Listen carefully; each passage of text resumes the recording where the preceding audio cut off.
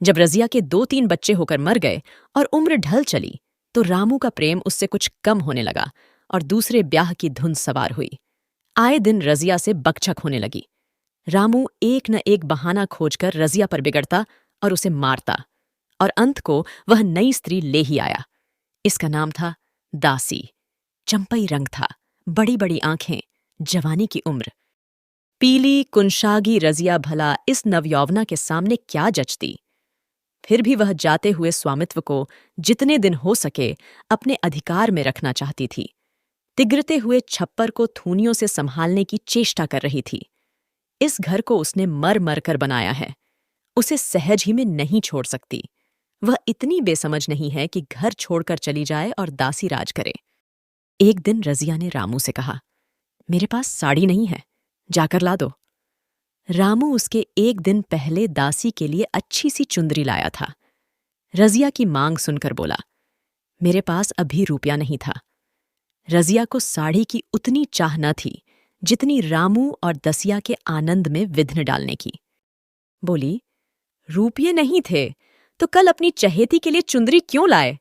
चुंदरी के बदले उसी दाम में 2 साड़ियां लाते तो एक मेरे काम ना आ जाती। रामू ने स्वेच्छा भाव से कहा, मेरी इच्छा, जो चाहूंगा करूंगा। तू बोलने वाली कौन है? अभी उसके खाने खेलने के दिन हैं। तू चाहती है उसे अभी से नोन तेल की चिंता में डाल दूं? यह मुझसे न होगा। तुझे ओढ़ने पहनने की साध है तो एक काम कर, भगवान ने क्या हाथ पैर नहीं दिए? पहले तो घड़ी रात उठकर काम धंधे में लग जाती थी, अब उसकी डाह में पहर दिन तक पड़ी रहती है। तो रुपये क्या आकाश से गिरेंगे? मैं तेरे लिए अपनी जान थोड़े ही दे दूंगा। रजिया ने कहा, तो क्या मैं उसकी लौंडी हूं कि वह रानी की तरह पड़ी रहे और मैं घर का सारा काम करती रहूं? इतने दिनों छाती फाड़कर काम किया, उसका यह फल मिला। रामू तो अब मेरी बला काम करने आती है। मैं जैसे रखूंगा वैसे ही तुझे रहना पड़ेगा। मेरी इच्छा होगी रहूंगी, नहीं अलग हो जाऊंगी। जो तेरी इच्छा हो कर मेरा गला छोड़। अच्छी बात है, आज से तेरा गला छोड़ती हूं, समझ लूंगी विधवा हो गई। रामू दिल में इतना तो समझता था कि यह गृहस्थी रजिया की जोड़ी हुई है, चाहे उसके रूप में उसके लोचन विलास के लिए आकर्षण न हो। संभव था कुछ देर के बाद वह जाकर रजिया को मना लेता, पर दासी भी कूटनीति में कुशल थी। उसने गरम लोहे पर छोटे जमाना शुरू की। बोली, आज देवी जी किस बात पर बिगड़ रही थी? रामू ने उदास मन से कहा, तेरी चुंदरी के पीछे रजिया महाभारत मचाए हुए है। अब कहती है अलग रहूंगी। मैंने कह दिया, तेरी जो इच्छा होकर। दसिया ने ओंखें मटकाकर कहा, यह सब नखरे है कि आकर हाथ पांव जोड़े, मनावन करें, और कुछ नहीं। तुम चुपचाप बैठे रहो, 2-4 दिन में आप ही गर्मी उतर जाएगी। तुम कुछ बोलना नहीं, उसका मिजाज और आसमान पर चढ़ जाएगा। रामू ने गंभीर भाव से कहा, दासी, तुम जानती हो वह कितनी घमंडिन है। वह मुंह से जो बात कहती है उसे करके छोड़ती है। रजिया को भी रामू से ऐसी कृतज्ञता की आशा न थी। वह जब पहले की सी सुंदर नहीं, इसलिए रामू को अब उससे प्रेम नहीं है। पुरुष चरित्र में यह कोई असाधारण बात न थी, लेकिन रामू उससे अलग रहेगा, इसका उसे विश्वास न आता था। यह घर उसी ने पैसा पैसा जोड़कर बनवाया, गृहस्थी भी उसी की जोड़ी हुई है, अनाज का लेन देन उसी ने शुरू किया। इस घर में आकर उसने कौन कौन से कष्ट नहीं झेले, इसीलिए तो कि पौरूख थक जाने पर एक टुकड़ा चैन से खाएगी और पड़ी रहेगी, और आज वह इतनी निर्दयता से दूध की मक्खी की तरह निकालकर फेंक दी गई। रामू ने इतना भी नहीं कहा, तू अलग नहीं रहने पाएगी। मैं या खुद मर जाऊंगा या तुझे मार डालूंगा, पर तुझे अलग न होने दूंगा।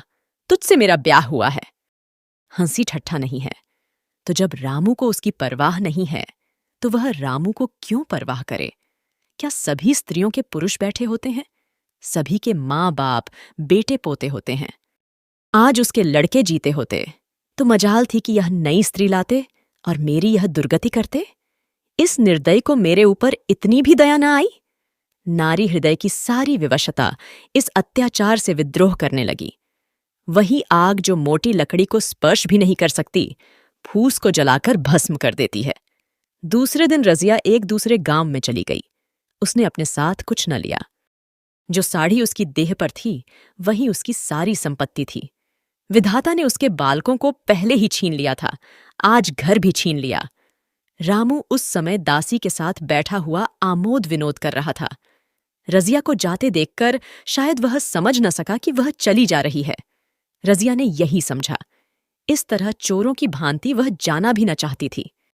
वह दासी को, उसके पति को और सारे गांव को दिखा देना चाहती थी कि वह इस घर से ढेले की भी चीज नहीं ले जा रही है। गांव वालों की दृष्टि में रामू का अपमान करना ही उसका लक्ष्य था। उसके चुपचाप चले जाने से तो कुछ भी न होगा।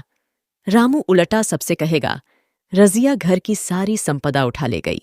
उसने रामू को पुकार कर कहा, संभालो अपना घर, मैं जाती हूं। तुम्हारे घर की कोई भी चीज अपने साथ नहीं ले जाती? रामू एक क्षण के लिए कर्तव्य भ्रष्ट हो गया। क्या कहे, उसकी समझ में नहीं आया। उसे आशा न थी कि वह यों जाएगी। उसने सोचा था, जब वह घर ढोकर ले जाने लगेगी तब वह गांव वालों को दिखाकर उनकी सहानुभूति प्राप्त करेगा। अब क्या करे? दसिया बोली, जाकर गांव में ढिंढोरा पीट आओ, यहां किसी का डर नहीं है।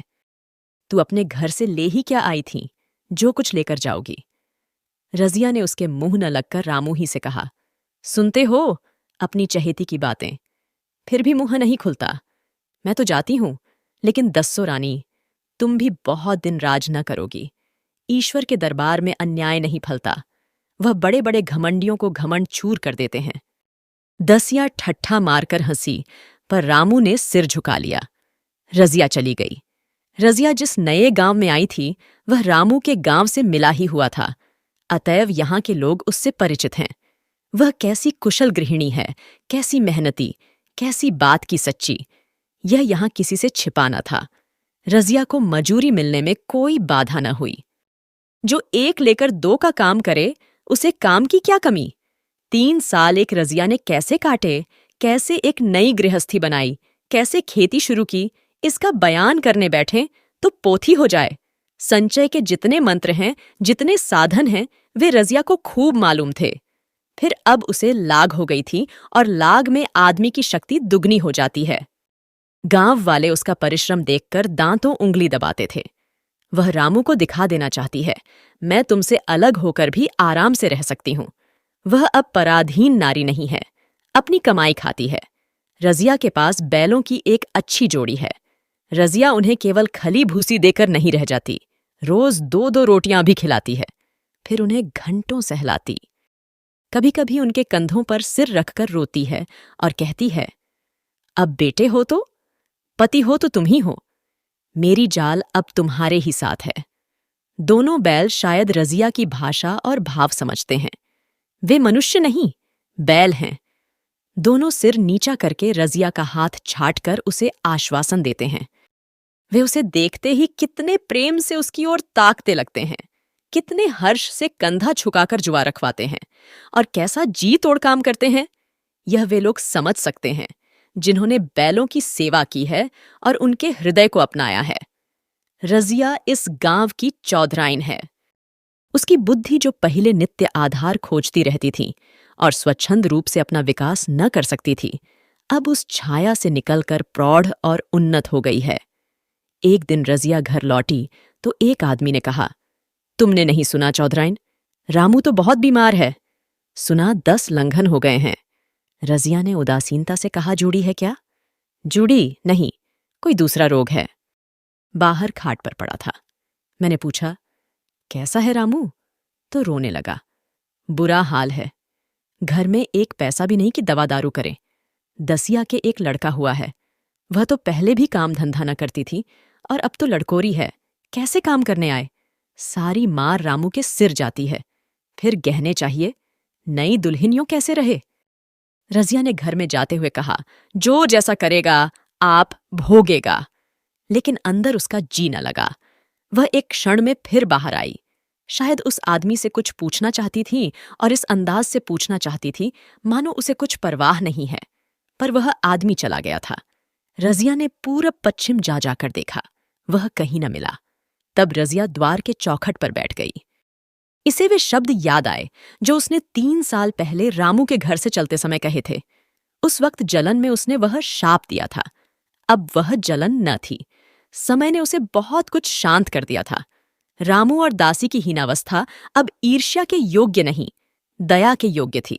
उसने सोचा, रामू को 10 लंघन हो गए हैं, तो अवश्य ही उसकी दशा अच्छी न होगी। कुछ ऐसा मोटा ताजा तो पहले भी न था। 10 लंघन की बीमारी ने तो बिल्कुल ही घुला डाला होगा। फिर इधर खेती बाड़ी में भी टोटा ही रहा। खाने पीने को भी ठीक ठीक न मिला होगा। पड़ोसी की एक स्त्री ने आग लेने के बहाने आकर पूछा सुना, रामू बहुत बीमार हैं, जो जैसी करेगा वैसा पाएगा। तुम्हें इतनी बेदर्दी से निकाला कि कोई अपने बैरी को भी न निकालेगा। रजिया ने टोका नहीं दीदी, ऐसी बात न थी। वे तो बेचारे कुछ बोले ही नहीं। मैं चली तो सिर झुका लिया। दसिया के कहने में आकर वह चाहे जो कुछ कर बैठे हों, यूं मुझे कभी कुछ नहीं कहा। किसी की बुराई क्यों करूं? फिर कौन मर्द ऐसा है जो औरजों के बस नहीं हो जाता? दसिया के कारण उनकी यह दशा हुई है। पड़ोसिन ने आग न मांग मुंह फेर कर चली गई। रजिया ने कलसा और रस्सी उठाई और कुएं पर पानी खींचने गई। बैलों को सानी पानी देने की बेला आ गई थी, पर उसकी आंखें उस रास्ते की ओर लगी हुई थीं जो मलसी यानी रामू का गांव को जाता था। कोई उसे बुलाने अवश्य आ रहा होगा। नहीं, बिना बुलाए वह कैसे जा सकती है? लोग कहेंगे, आखिर दौड़ी आई ना। मगर रामू तो अचेत पड़ा होगा। 10 लंघन कम नहीं होते। उसकी देह में था ही क्या? फिर उसे कौन बुलाएगा? दसिया को क्या गरज पड़ी है? कोई दूसरा घर कर लेगी। जवान है, 100 गाहक निकल आवेंगे। अच्छा, वह आ तो रहा है। हाँ, आ रहा है। कुछ घबराया सा जान पड़ता है। कौन आदमी है? इसे तो कभी मलसी में नहीं देखा, मगर उस वक्त से मलसी कभी गई भी तो नहीं। 2-4 नए आदमी आकर बसे ही होंगे। बटोही चुपचाप कुएं के पास से निकला। रजिया ने कलसा जगत पर रख दिया और उसके पास जाकर बोली, रामू महतो ने भेजा है तुम्हें। अच्छा तो चलो घर, मैं तुम्हारे साथ चलती हूं। नहीं, अभी मुझे कुछ देर है। बैलों को सानी पानी देना है, दिया बत्ती करनी है। तुम्हें रुपये दे दूं, जाकर दसिया को दे देना। कह देना कोई काम हो तो बुला भेजें। बटोही रामू को क्या जाने, किसी दूसरे गांव का रहने वाला था। पहले तो चकराया, फिर समझ गया। चुपके से रजिया के साथ चला गया और रुपये लेकर लंबा हुआ। चलते चलते रजिया ने पूछा, अब क्या हाल है उनका? बटोही ने अटकल से कहा, अब तो कुछ संभल रहे हैं। दसिया बहुत रोधो तो नहीं रही है? रोती तो नहीं थी। वह क्यों रोएगी? मालूम होगा पीछे। बटोही चला गया तो रजिया ने बैलों को सानी पानी किया, पर मन रामू ही की ओर लगा हुआ था। स्नेह स्मृतियां छोटी छोटी तारिकाओं की भांति मन में उदित होती जाती थीं। एक बार जब वह बीमार पड़ी थी, वह बात याद आई। 10 साल हो गए, वह कैसे रात दिन उसके सिरहाने बैठा रहता था। खाना पीना तक भूल गया था। उसके मन में आया क्यों न चलकर देख ही आवे। कोई क्या कहेगा? किसका मुंह है जो कुछ कहे? चोरी करने नहीं जा रही हूं, उस आदमी के पास जा रही हूं जिसके साथ 15-20 साल ही हूं। दसिया नाक सिकोड़ेगी, मुझे उससे क्या मतलब? रजिया ने किवाड़ बंद किए, घर मजूर को सहेजा और रामू को देखने चली, कांपती, झिझकती, क्षमा का दान लिए हुए। रामू को थोड़े ही दिनों में मालूम हो गया था कि उसके घर की आत्मा निकल गई, और वह चाहे कितना जोर करे, कितना ही सिर खपाए, उसमें स्फूर्ति नहीं आती। दासी सुंदरी थी, शौकीन थी और फूहड़ थी। जब पहला नशा उतरा तो ठान ठाएं शुरू हुई। खेती की उपज कम होने लगी, और जो होती भी थी वह ऊट पटांग खर्च होती थी। ऋण लेना पड़ता था। इसी चिंता और शोक में उसका स्वास्थ्य बिगड़ने लगा। शुरू में कुछ परवाह न की, परवाह करके ही क्या करता? घर में पैसे न थे। अताइयों की चिकित्सा ने बीमारी की जड़ और मजबूत कर दी, और आज 10-12 दिन से उसका दाना पानी छूट गया था। मौत के इंतजार में खाट पर पड़ा कराह रहा था। और अब वह दशा हो गई थी जब हम भविष्य से निश्चिंत होकर अतीत में विश्राम करते हैं, जैसे कोई गाड़ीवान आगे का रास्ता बंद पाकर पीछे लौटे। रजिया को याद करके वह बार बार रोता और दासी को कोसता, तेरे ही कारण मैंने उसे घर से निकाला। वह क्या गई? लक्ष्मी चली गई। मैं जानता हूं, अब भी बुलाऊं तो दौड़ी आएगी, लेकिन बुलाऊं किस मुंह से? एक बार वह आ जाती और उससे अपने अपराध क्षमा करा लेती, फिर मैं खुशी से मरता। और लालसा नहीं है। सहसा रजिया ने आकर उसके माथे पर हाथ रखते हुए पूछा, कैसा जी है तुम्हारा? मुझे तो आज हाल मिला। रामू ने सजल नेत्रों से उसे देखा, पर कुछ कह न सका। दोनों हाथ जोड़कर उसे प्रणाम किया, पर हाथ जुड़े ही रह गए और आंख उलट गई। लाश घर में पड़ी थी। रजिया रोती थी, दसिया चिंतित थी। घर में रुपये का नाम नहीं। लकड़ी तो चाहिए ही, उठाने वाले भी जलपान करेंगे ही। कफन के बगैर लाश उठेगी कैसे? 10 से कम का खर्च न था। यहां घर में 10 पैसे भी नहीं। डर रही थी कि आज गहने पर आफत आई। ऐसी कीमती भारी गहने ही कौन थे? किसान की बिसात ही क्या? 2-3 नग बेचने से 10 मिल जाएंगे, मगर और हो ही क्या सकता है? उसने चौधरी के लड़के को बुलाकर कहा, देवर जी, यह बेड़ा कैसे पार लागे? गांव में कोई धेले का भी विश्वास करने वाला नहीं। मेरे गहने हैं। चौधरी से कहो, इन्हें गिरवी रखकर आज का काम चलाएं, फिर भगवान मालिक है। रजिया से क्यों नहीं मांग लेती? सहसा रजिया आंखें पोंछती हुई आ निकली। कान में भनक पड़ी।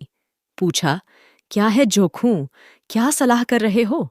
अब मिट्टी उठाओगे कि सलाह की बेला है? हाँ, उसी का इंतजाम कर रहा हूं। रुपये पैसे तो यहां होंगे नहीं, बीमारी में खर्च हो गए होंगे। इस बेचारी को तो बीच मंझधार में लाकर छोड़ दिया। तुम लपक कर उस घर चले जाओ भैया। कौन दूर है? कुंजी लेते जाओ। मंजूर से कहना, भंडार से 50 रुपये निकाल दे। कहना, ऊपर की पटरी पर रखे हैं। वह तो कुंजी लेकर उधर गया। इधर दसिया राजो के पैर पकड़कर रोने लगी। बहनापे के ये शब्द उसके हृदय में बैठ गए। उसने देखा, रजिया में कितनी दया, कितनी क्षमा है। रजिया ने उसे छाती से लगाकर कहा, क्यों रोती है बहन? वह चला गया। मैं तो हूं, किसी बात की चिंता न कर। इसी घर में हम और तुम दोनों उसके नाम पर बैठेंगी। मैं वहां भी देखूंगी, यहां भी देखूंगी। धाप भर की बात ही क्या, कोई तुमसे गहने पाते मांगे तो मत देना।